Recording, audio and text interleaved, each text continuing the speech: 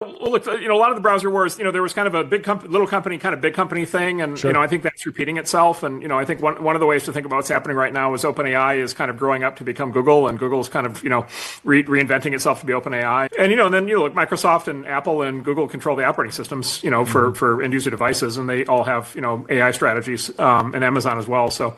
A lot of those issues are going to come back up. The open source thing in tech has always been the wild card. I think it's always been an incredibly positive wild card. I've always been enthusiastic supporter of it. My original work was all open source.